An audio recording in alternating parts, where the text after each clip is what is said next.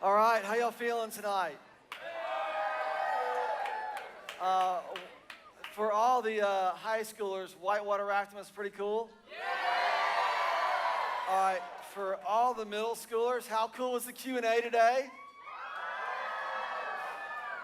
Listen, man, I do want to tell you guys, I get to do a lot of stuff, and to have about 200 or so, I think everybody in there was rising 7th and 8th graders, is that correct? Y'all were outstanding and astounding. I appreciate so much how kind many of you were to me afterwards to come up and say thank you.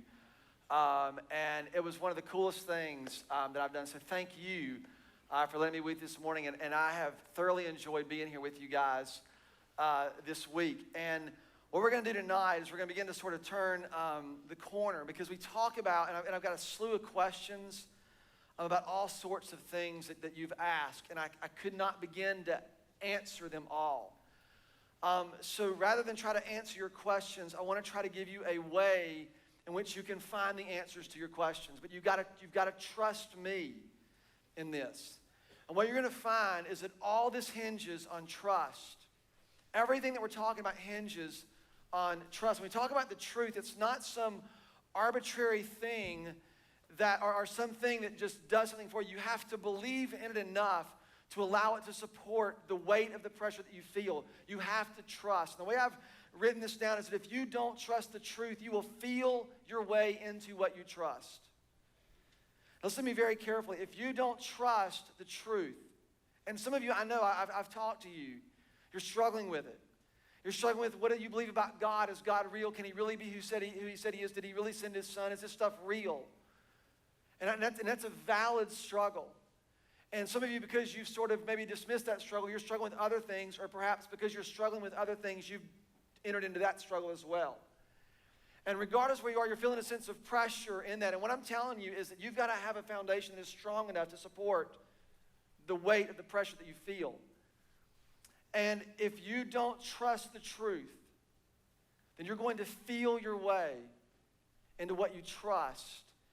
And I'm telling you that it will not be sufficient for the weight of your life. It's not how you're made. It's not how you're made. I want to tell you a couple things. If you have your Bibles, we're going to look in two passages, and they're just a few chapters apart. It's in the book of 1 Corinthians.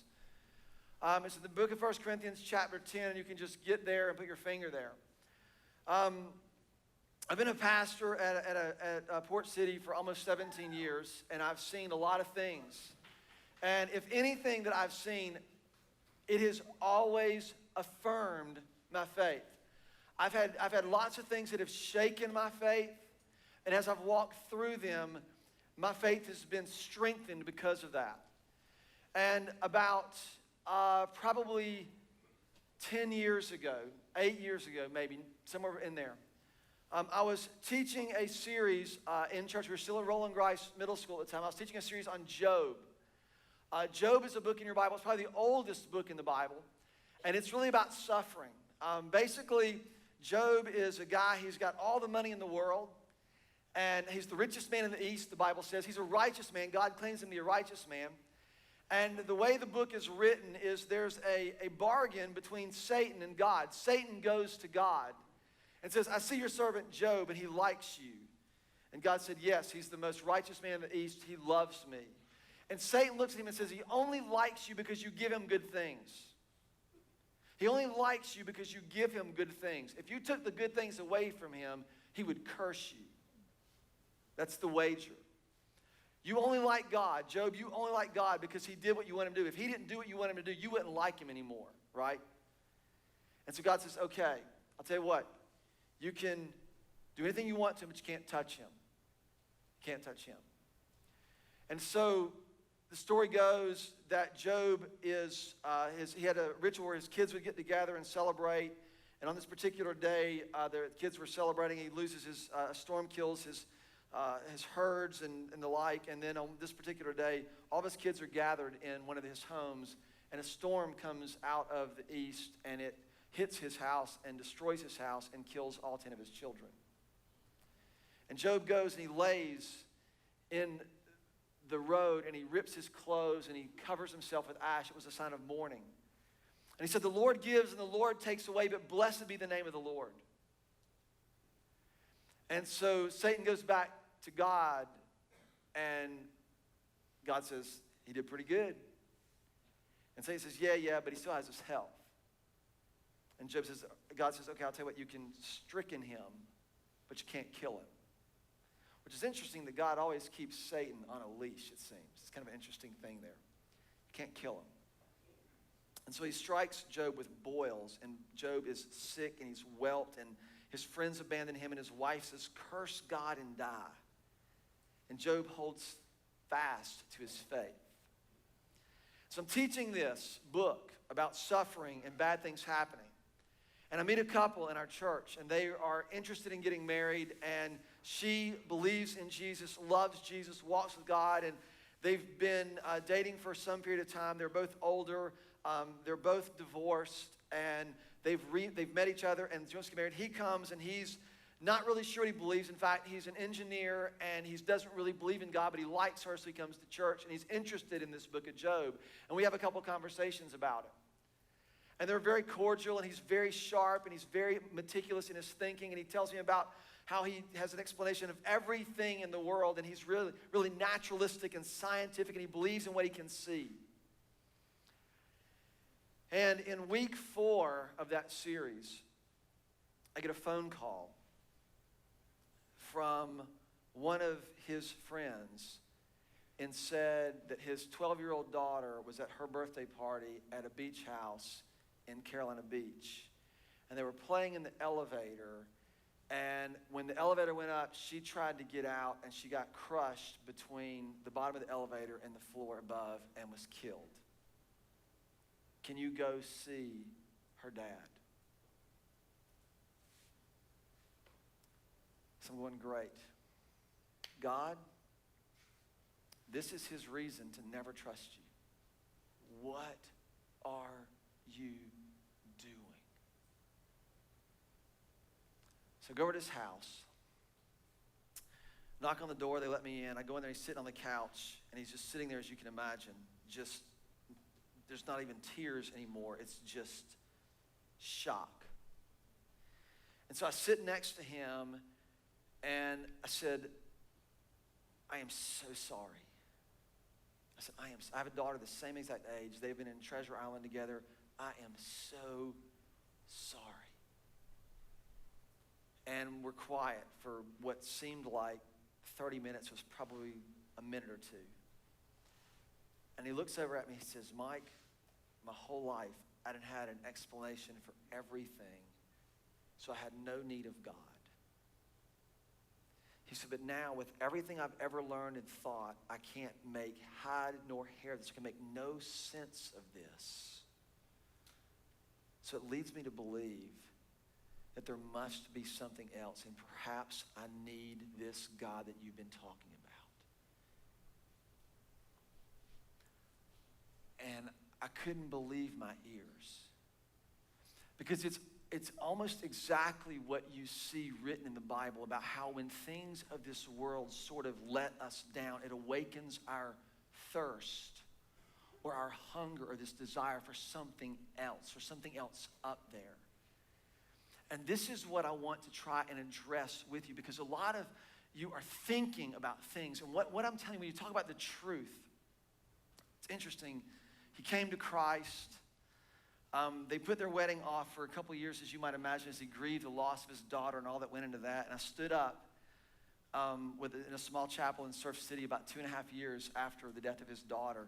And he pledged before me and before God and before his wife that he would love her the way Christ loved his people and gave himself for them. And I thought, man, this guy gets it. And it was the most difficult thing he had ever been through that brought him to that point. What you need is a foundation that can support whatever pressure you might face in this life. That's what we need. That's what we need. So everything hinges, and I've told you this, and I don't know how well you can see this from back there, but I've got my mind, my light bulb, and my heart here. And then I've got encounter here. Can y'all see this at all? No, you guys over here can't see it at all, can you? So I wrote encounter over here. I wrote formation right here in the center of the heart. And then over here I have expression. Encounter, formation, expression. This is how every human being works.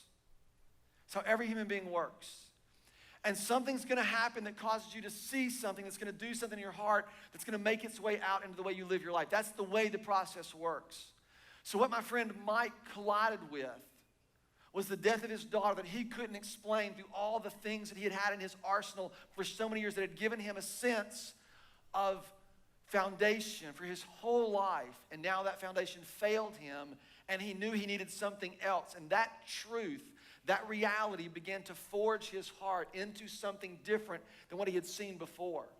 And then from that place, it changed the way he lived his life. And the same thing is true for you. You see things, they form your heart, and it changes the way you live. I have two brothers, one an older brother and a younger brother. I'm the middle child, which has its advantages and disadvantages, more disadvantages than advantages. But my younger brother is like very smooth. And he can get anybody to do anything. That's just sort of his gift. He's like real charismatic, and he's really just people love him. And he can always get people to do what he wanted them to do. And this is going to be a really important skill for what would happen on this Tuesday afternoon at Wrightsville Beach. My family comes into town at Wrightsville Beach. We rent a house every year, and we all get together at Wrightsville Beach. And we all hang out. And my brother at the time lived in Utah. My older brother lives in Atlanta. My parents live in Atlanta. We all come and gather at the beach with all of our kids. On this particular day, I had to work. Before I was going to go down and join them at the beach, they were already all down there. And so I'm sitting in a meeting, and I get a text from my wife, and the text message says, "Your brother just cleared the beach." And I thought, oh, Lord, what is this? I couldn't wait to hear the story. So Leah said, "Excuse me, I got an important phone call to make." So I said, what happened? So I go out there, and what happened was my brother lives in Utah for all these years. And as he's out there, the kids are out playing in the shore and the shoreline in the ocean. There's about 6 of the cousins out there playing, and some other people that are out there as well. And my brother's out there kind of doing lifeguard duty because some of the kids are smaller, make sure they don't drown in the waves. And he looks at it and he spots a fin. He says, "Oh boy." And so he alerts into attention like he's ready to, and all of a sudden he sees it again. He thinks, "Look, if I see this one more time, it's on." And so he's scanning the sea, and he looks out, and there's another fin. He says, "Shark!" And he runs in the ocean, he grabs his kids, and all the tourists, all the people on the beach, he is scurrying them out. "There's a shark, there's a shark." And everybody is out of the water onto the sand. And Brian looks around as he has brought everyone to safety. He's like, "Whoop." As the people are starting to gather around him, he looks around and he says, "Man, I've never seen a shark in person before." And one of the people standing there says, "Well, sir, you still haven't, because those are dolphins." Now, it's interesting because more than likely, my brother lived in Utah, right? He watches, his only experience of the ocean is Shark Week, right?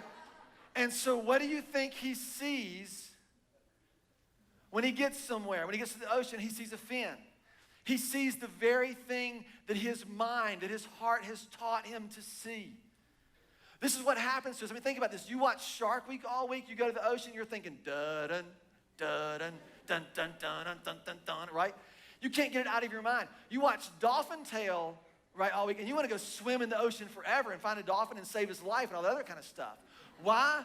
Because what you see changes the condition of your heart. You begin to get this critical loop that causes you to see what you are looking for. And then you begin to feed that thing over and over and over and over and over and over and over again. And it does something to your mind, and it does something to your heart. I can't tell you how many people I've talked to who are struggling with issues. They say, "Mike, I'm really struggling with this issue." I said, "Are you struggling with it, or are you indulging in it?" People who come to me and says, "Mike, I'm really struggling with like sexual attraction, whether it's same-sex attraction or maybe it's just pure, man, I'm after girls or guys or whatever." And fruitful. It's an inside joke with my friends over here.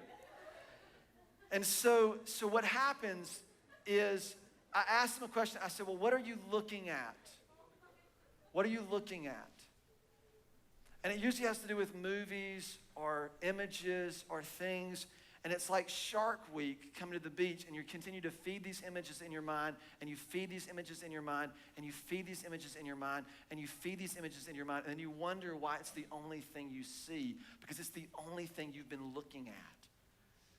Now, this is really, honestly, not that complicated. But what happens to us is somehow we get this sort of mixed up in the way we think about ourselves when we start to struggle. This is why I want to read to you from 1 Corinthians chapter 10. Because I asked when we started out, what's the biggest pressure that you feel? And for some of you, it's sports or that high performance thing. And the reason that it's such pressure is because, yes, there's a real pressure and expectations, no question. But the real pressure comes from the fact that it becomes your identity. From the fact that it becomes your identity. And if things don't go the way you want them to go, your worth is tied to that. Your worth gets tied to that. And so this idea of how it is that we process all of this that's going on is really, really, really critical. And this is what it says in 1 Corinthians chapter 10, verse 13. It says, there is no temptation that has overtaken you except what is common to mankind. There is no temptation that has overtaken you except that which is common to all mankind. And God is faithful. He will not let you be tempted beyond what you can bear, but when you are tempted, he will also provide a way out so that you can endure it. This is an extraordinary passage because it tells us some things. So if I'm doing my quiet time and I'm reading this passage, what I do is I underline it in its components. And I go, the first thing is, no temptation is overtaken except that which is common to man, which basically means this, that everybody struggles. Every person struggles. Y'all want to know a secret? Mike struggles. Shocker. There is no temptation that is not common to all mankind. People ask me, say, Mike, you're so honest about your struggles. I'm like, look, man, there's only really two options. Either you're going to be led by an honest pastor or you're going to be led by a dishonest pastor. That's the only two options. Every human being struggles. We live in a world that is broken, that is fundamentally broken. Bad things happen to good people. Things that we would never wish on our enemies happen to us and the people that we know and love. Things are broken, and there is no temptation that is common to man except that which we all struggle with. And the first thing that will happen when you start to struggle is you'll think you're the only person in the world who struggles with that, and you're all alone in it. And you'll say things like this, no one understands. You ever said that? Nobody understands. That's the first lie that we tell ourselves when we begin to struggle. And what he's saying right here is that is simply not true. I think I've told this before. I don't know if I've told it in here, but I have a letter. There's a lady that came to our church. She was probably 85 years old. And I got a phone call. I get some weird phone calls. As a pastor, you get all kinds of weird things that happen to you. Lots of weird things, actually, that I never expected. People do that? And so she calls me. She says, Mike, I want to bless you. And I thought, I don't know that's appropriate, right? I said, okay. I said, I don't even know what that is, but you can bless me. She said, well, I need to come by and see you. And this is the lady who would stop me on Sunday morning, and she'd walk up to me. I'm like I'm a pastor of the church. And she'd walk up, she'd put her hands on my cheek and go, I just love you. I'm like, thank you. And so she calls me and says, I want to bless you. And I said, okay, you can bless me. Come in. And we schedule a time, and she comes in, and I had no idea what to expect. And so we sit down, and she says, have a seat. I said, perfect. She's probably, I think, 85 at the time. And she opens up her journal, and she begins to read to me these prayers that she's prayed for me. And I'm like, so this is what it's like to be blessed. This is really, really cool. Super sweet. And then at the end, she grabbed my face, and she said, I really love you. I said, thank you. Can you let go of my face? And so she goes on her way. And about 2 years after that, she wrote me a letter in the mail. It was typed on a typewriter. And if you've ever been to your grandparents' house and seen this and the whiteout still on it, like you can see where they white out and she backspaced and it wasn't quite in line, it was a little off. And she wrote me this letter that was so profoundly encouraging. And if you know what I'm talking about, it's when that part of you that needs to be affirmed, that no one knows, and someone kind of speaks to that part of you and affirms it, and you go, God, you knew that. That's what that letter was. It was this such a deep encouragement to me. And I read it, and I was like, God, thank you so much for Miss Jean. And I took the letter, and I framed it, and it hangs on my wall. And I'll tell you why it hangs on my wall. Not because it was a deep, profound encouragement to me, because the way she signed the letter. I think she was 88 years old by the time she wrote the letter, and she signed this. This is one of the godliest people I've ever met. I mean, just the way she blessed me and the other things were incredible. But she signed this letter from one struggling pilgrim to another. That's why it's on my wall. Because I thought, if she's 88 and still struggling, I'm in good company with her. Because everybody struggles. Some of you think that because you struggle, you stink, you're out, you're no good. Instead of understanding what struggle really does, listen to the language of this passage. It says that no temptation is overtaking you except that which is common to man. The second part, and God is faithful. There's a foundation that you can trust. Have you ever felt like that when you're just struggling with the same thing over and over and over and over and over again? You think, I will never get this. This will never be any better. And he just says that God is faithful. And then he says, and he will not let you be tempted beyond what you can bear. And now we're talking. And when you are tempted, he will also provide a way out. And a lot of us stop there, and what you're thinking is there's a trap door. In other words, just before you're about to struggle with lust, a trap door, boom, you fall through it, and the lust thing is gone. You're like, whoop, it's over that. Or when you're struggling with your temper, the thing that's going to make you mad, boom, you get some trap door, and you escape the thing that was going to make you mad, or the thing that was going to make you lose, or the thing that was going to make you worry, or the thing that was going to make you do the thing that you don't want to do. And that's not what it says. Keep reading. It says that he will also provide a way out so that you can what? Endure it. Stand up under it. Why? God, if you loved me, wouldn't you just take this away? God, I'm so sick of struggling with this particular thing over and over again. Why don't you just take it away? You ever prayed that? God, if you love me, you would just take this away from me. And he doesn't. Why? I mean, right? Why wouldn't God just go, okay, you're off the hook, take it away? I'll tell you why. Because struggle is important. The struggle is important.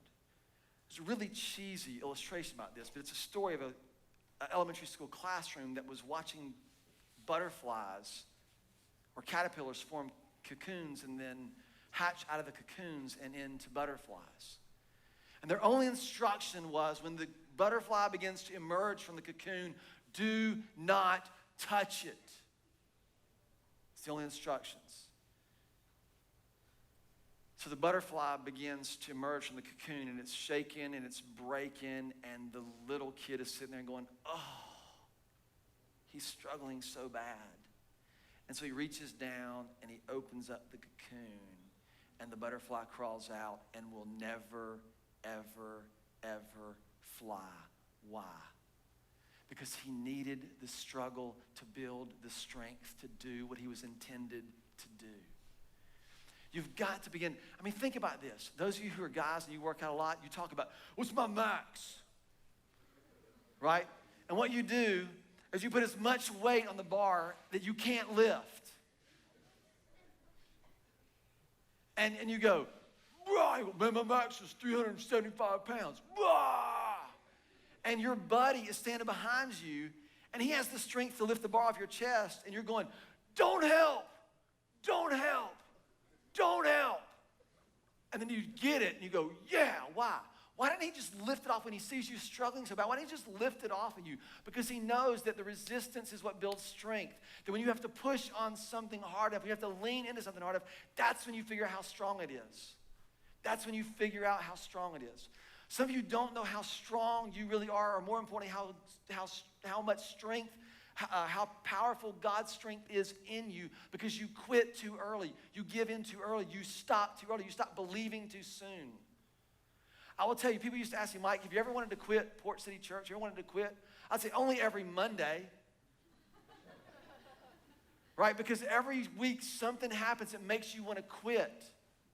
And I think about all the times around the church that I wanted to quit, and give up. And I look back and go, I'm so thankful. Of a lot of things I'm thankful for, I'm so thankful that I was too dumb to quit. Because that's when you see cool stuff. That's when it says that he gives us the strength to stand up underneath it. When you're going, God, I'm struggling with this. I don't know what I'm going to do about this. You're struggling with it, and he allows you to stay there. What you're doing is you're depending on his strength and his strength and his strength to see how much strength he really has in you. And sometimes it doesn't go away for months or years, or for some of you, it never goes away. And what you have to learn to do is to depend on his grace and his strength in those moments. There is no temptation that you face that is not common to all of us. Maybe yours is a little different than mine, but it's still the same thing. God is faithful, and he is going to give you strength to endure, because endurance builds strength. You're going to talk about that in your small group tonight. Now, one more thing that we need to talk about. I'm not even sure what time we're supposed to get out of here tonight. Can y'all tell me?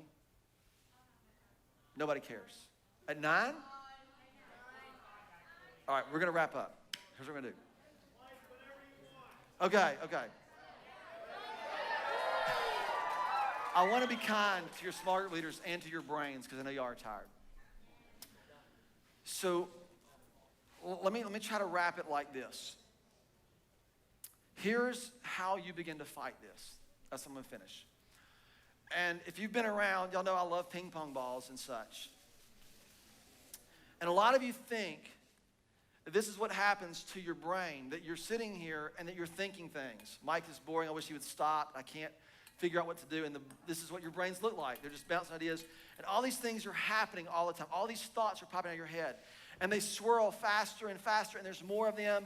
And one of my favorite quotes is by a monk, a priest, a contemplative priest. And he says, my brain is like, thank you, it's like a banana tree full of monkeys, because it feels like this all the time. You ever feel like that? And that's not at all what our thoughts are really like. What we found out, for those of you who are science geeks, neuroscience is one of my favorite topics. What we found out, and I was actually interviewing several guys about this, that they have a phrase that says what fires together wires together. One thought usually connects to another thought, and there are little things called neurons, and they're synapses, and they actually linearly fire together and link up together. And so your thoughts don't look like that at all. Your thoughts look more like this. And what your brain does, your brain loves a story. Your brain loves a story. It loves to eliminate uncertainty from the equation, to connect dots and to create loops. And we do this instinctively. This is how we operate.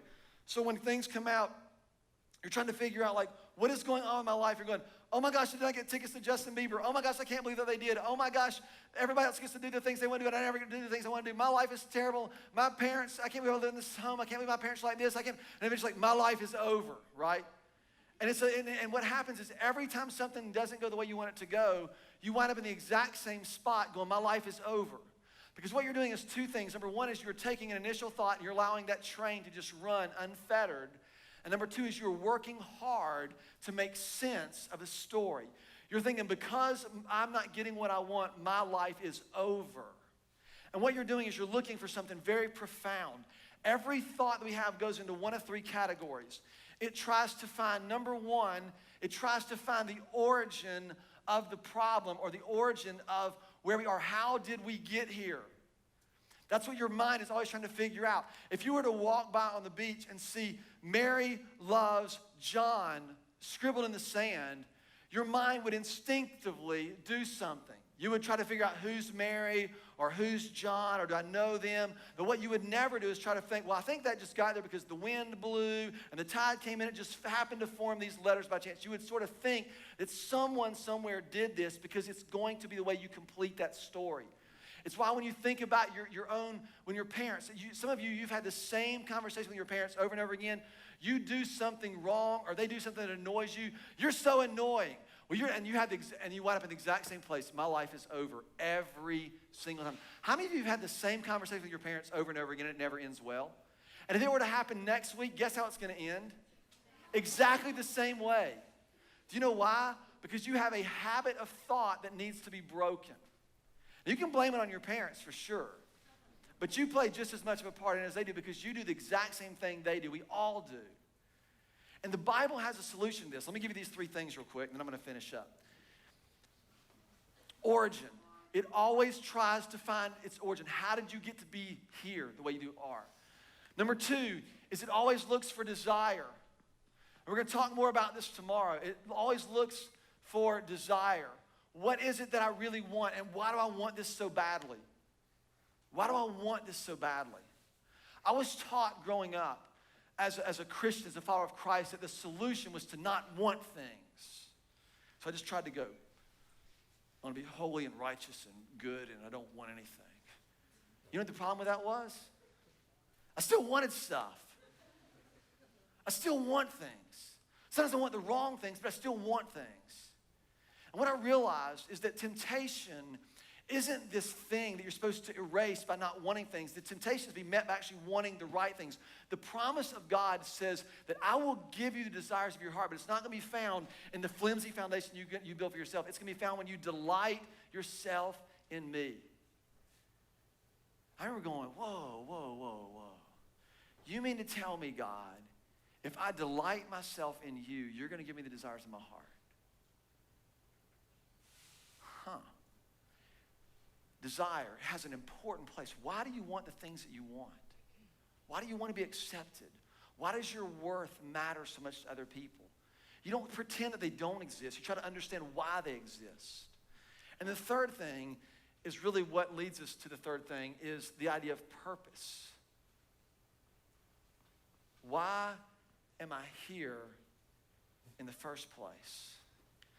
You know what a lot of your brains do when you can't figure out why something matters? You just say, it doesn't. And your brain does that to make you feel better about yourself so you don't have to answer this question at all, because if it doesn't matter why you're here, then it doesn't matter what you do while you're here. This is why my number one conviction is this. We're going to talk about this in the morning. If God, and I use the word if because you got to come to that.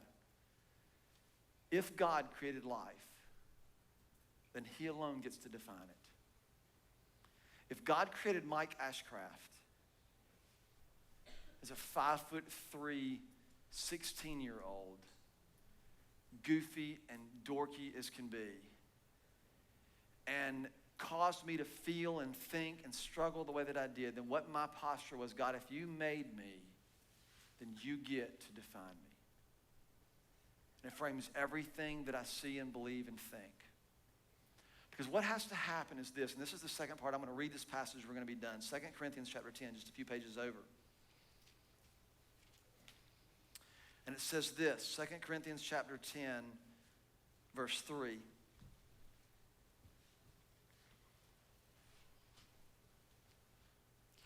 For though we live in the world, we do not wage war as the world does.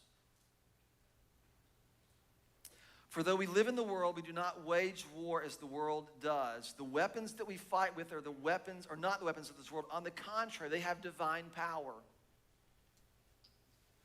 to demolish strongholds. And these are things that we have believed that are wrong. These places in our hearts and our minds that we see sharks where there are no sharks. And we see people as objects where they're not objects. And we see things that are distorted because what we have put in our heads and our hearts over time. It demolishes these strongholds. And then it says, we demolish arguments and every pretension that sets itself up against the knowledge of God or the truth about God. And we take every thought captive and we make it obedient to Christ. Now, this is where the war gets won. So I'm going to show you how to do tomorrow. Because when that first thought pops in your mind, oh my gosh, she is so hot. And then you know what follows. Right? Or you go, I can't believe she would wear that. Does she not know? Did nobody tell her how ugly? Because she and you get the picture. Or, I can't believe my parents. Right? You see how this works. For me, when I was in my early 20s, I would look at girls on the beach and I would begin to think things. And I knew Matthew chapter 5 that it says, if a man looks upon a woman with lust in his heart, he has already committed adultery. And I thought, this is a terrible thing. And so I decided to do an experiment. If 2 Corinthians chapter 10 is true, that if you could take every thought captive, if you could grab it as soon as you see her, or whatever the thing is that makes you think all the way to this point. And what I decided to do was to do what I think the Bible commends, where it says that if we hide God's word in our heart, it does some sin prevention thing. And so I decided I was going to memorize Psalm chapter 1, verses 1 through 3. And it starts off and it says, blessed is the man. And then it lays out a picture and it says, blessed is this person, happy is this person, fulfilled is this person who does not stand or sit in the path of the wicked or in the seat of the scoffer or in the way of sinners. But his delight is in the law of the Lord. And in his law he meditates both day and night. And when he does, he will be like a tree that is firmly planted by streams of living water, and its leaf will not wither, and in due season he will prosper in everything that he does. I remember wrestling with God going, so you're telling me, God, that I'm more blessed if I delight in your word than I am if I indulge in this thought? That's what you're telling me. So I thought, okay, I'm gonna trust. I'm going to trust this. And so what I would do, it took me about 6 months. But every time I would see something that started that thought line that I didn't like, I would start to quote Psalm 1. I got good at quoting Psalm 1. Blessed is the man who does not stand in the seat of the sinners, sit in the path of sinners, his light is on the Lord, and his law meditates, but his truth, like and what I began to realize is that the second thought was no longer about her, but it was about this blessing that God promised. And then the third thought was no longer about her, but it was about God's promise to me in terms of making me like a tree firmly planted. And that picture began where I saw that this flow of life coming into my life that could truly be different. And what I realized was that it's really hard to sin and quote scripture at the same time, right? And the reason that is because what you're doing is you're taking every thought captive and you're stacking it up against what you believe to be true. And here's the crux of this. People say, I don't have faith. Oh, yes, you do. You have faith. Because every time you make a decision about what you think is right or wrong for you, you're stacking it up against what you believe to be true, what you are trusting to be true, which brings me back to my original point. That if you don't trust the truth, you will feel your way into what it is that you trust. And I'm betting that it will not be sufficient to support the weight of the pressure. It is in the struggle, in the process, that we begin to understand the power of God in our lives. I'm going to stop, and we're going to pick this up tomorrow. I'm going to pray, and then the band's going to come out. God, thank you. I ask that you would help us to understand that we are no longer imprisoned by our old thinking patterns. We are not imprisoned by the things that we struggle with, but rather we have been set free. God, you have given us divine power that demolishes these strongholds. God, I pray that you would do that in the lives of our students right now. God, it demolishes strongholds, and that we have this ability to discern and see and lay up these things we think against every pretension, every thought that comes against the knowledge and the truth of who you are. God, that we are no longer slaves to fear, the fear of not measuring up. But rather, God, we've been called your children.